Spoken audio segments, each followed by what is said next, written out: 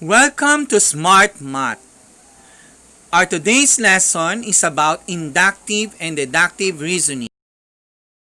Learning objective. Determine statements with inductive and deductive reasoning. To compare and contrast inductive and deductive arguments. Inductive and deductive reasoning are two fundamental forms of reasoning for mathematics. The forms of the theorems and proofs that we rely on today all began with these two types of reasoning. Even today, mathematicians are actually using these two types of reasoning to discover new mathematical theorems and proofs. Believe it or not, you yourself might be using inductive and deductive reasoning when you make assumptions about how the world works. Now, let's compare inductive and deductive reasoning. From the left column, we have inductive. From the right, we have deductive. In inductive, it starts with facts and details and moves to general conclusion, while deductive starts with conclusion and then explain the facts, details, and examples. Meaning to say, the inductive starts from specific going to general, while deductive starts with general to specific. In addition to that, as you can see, inductive starts with facts and details, end up with generalization, while deductive starts with conclusion and generalization might be, and then end up with details and facts. It is probabilistic, meaning there's a probability of the correct answer, while deductive, like premises with conclusion, meaning that is totally true, meaning that is true. Everything is true on that part. Inductive, it is strong or weak, while deductive, that's strong because all of the statement or premises are true. That's why it is very strong. Can be proved false in inductive. In deductive, if all premises are true and clear, the conclusion must also be true. Inductive, also known as bottom-up logic. Deductive, top-to-down logic. Inductive is not on scientific method, while deductive uses scientific method. So meaning, it is more on critical thinking on deductive reasoning. Moreover, it is necessity on deductive, while in inductive, it is only a probability. Let's now focus on inductive. We have seen 30 white swans. Therefore, all swans are white. In this problem number 1, it is stated here that they saw 30 swans, and then after having that, after seeing the 30 swans, they say that all of the swans are white, but actually there is a black swan. So the statement is somehow wrong, no? Because not all of the swans are white. There is some swan who is black. Problem number 2. Let x be 5. Hence 2x plus 1 is equal to 11. If the statement starts with let and given, then automatically that is inductive. I said let and given because you specify the very concrete details. From a very concrete details, meaning you give the quantity of every variable, then solving it from a general point of view or from a general equation. In fact, let x be equal to 5 is a fact or a detail. That's why that's very specific. So that's why it is inductive. Now let's go over to deductive. All dogs are mammals. All mammals have hearts. All dogs must have hearts. The statement all dogs are mammals are general. That's why this is deductive.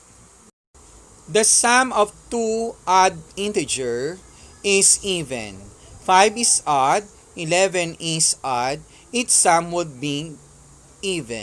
In the statement, the sum of two odd integer is even, the statement of this statement is very general because you add two, there is an addition already.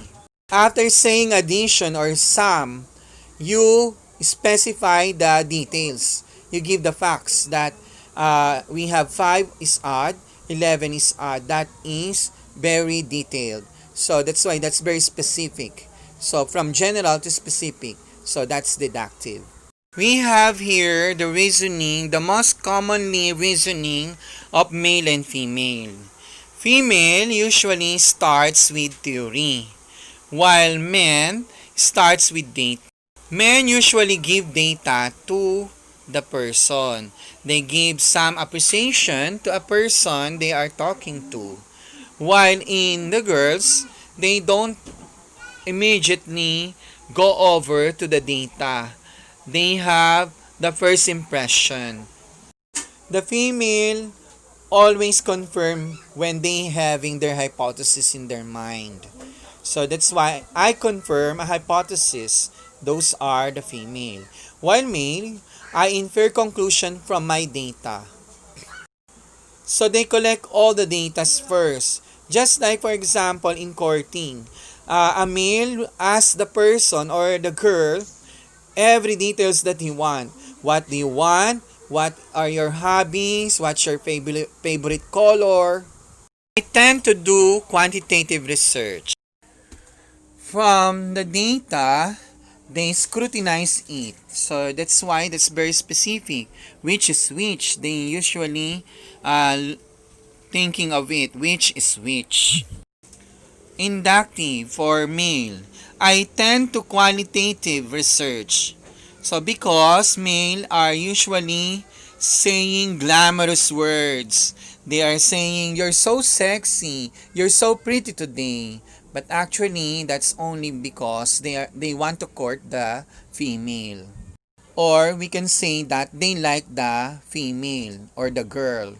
So if they like the girl, then automatically they will give glamorous words to the girls so that they can get it, no? They can get the big yes. Now, let's have another example for deductive. Am I a mammal? All humans are mammals. I am a human, therefore, I must be a mammal. The conclusion is correct in this case because both premises are true. In this case, am I a mammal is a general information going to I am a human or I must be a mammal. That's very specific. Are all swans white? All swans I've ever seen are white. All swans in the world must be white. The conclusion, although likely, is incorrect in this case. Some swans are black, meaning there are swan which is black in color. Furthermore, the word are all swans white is very specific. Okay? That's why it is inductive. Now, let's have another example of inductive and deductive reasoning. Inductive reasoning. Every time I eat oranges, I get sick. Therefore, I get sick because I eat oranges. Every time I eat oranges, I get sick is very specific. That's why it is inductive reasoning. Now, let's go to deductive reasoning. All oranges are fruits. Fruit grows on trees. Therefore, all oranges grows on trees. In this example, all oranges are fruits is very general. That's why it is deductive. Furthermore, all oranges are fruits is a premises which gives us an idea that there are lots of oranges. Another example for deductive reasoning. Number 1. A consumer products firm believes that professional women are overloaded with family and work responsibilities and strapped for time. Therefore, they advertise that their hair coloring product can be applied in less time than their competition's hair coloring product. The word professional women are overloaded with family and work responsibilities and strapped for time is very general. That's why this statement is deductive. Number 2. Management is committed to professional development for staff members and therefore mandates that a formal professional development plan is incorporated into all performance reviews. The word professional development for staff members is very general. That's why this is deductive. Number 3. A liquor store owner identifies a trend that consumers are buying more bourbon than other types of alcohol. The store owner then allocates prime ad space to bourbon and offers relative discounts. The trends that the buyers or the consumers buy alcohol is a very general statement or premises.